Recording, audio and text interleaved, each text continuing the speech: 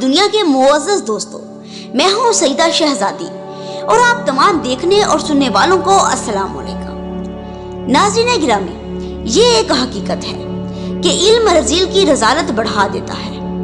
کافی دنوں سے social net work پر اویس نامی فتنے کی پوسٹ گردش کر رہی ہے کہ معاذاللہ امام مہدی وہ نہیں ہے جسے دنیا سمجھ رہی ہے، بلکہ امام مہدی تو محمد قاسم ہے اور ان کے منہ پر داڑھی نہیں ہے۔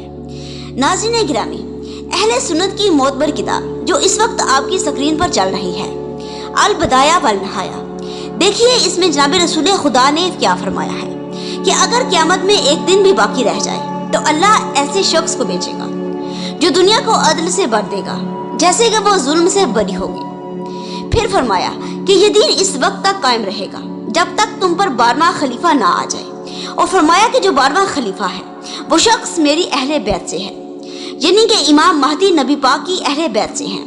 ان کا نام پاک نبی کے نام پر محمد ہوگا، ان کی چوڑی پیشانی، اونچی ناک اور گھنی داڑھی ہوگی، اور وہ ایسے محسوس ہوں گے جیسے کہ 40 سال کے جوان ہوں۔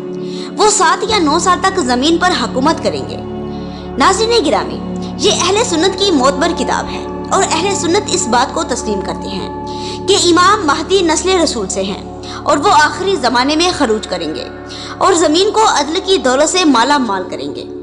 اس بات سے ثابت ہوتا ہے کہ اویس نصیر کا تعلق اہل سنت والجماعت سے نہیں ہے، بلکہ یہ ایک دجالی فتنہ ہے جو لوگوں کو حقیقی امام مہدی سے دور کر رہا ہے اور اپنے فریب کے ذریعے عوام الناس کو گمراہ کر رہا ہے۔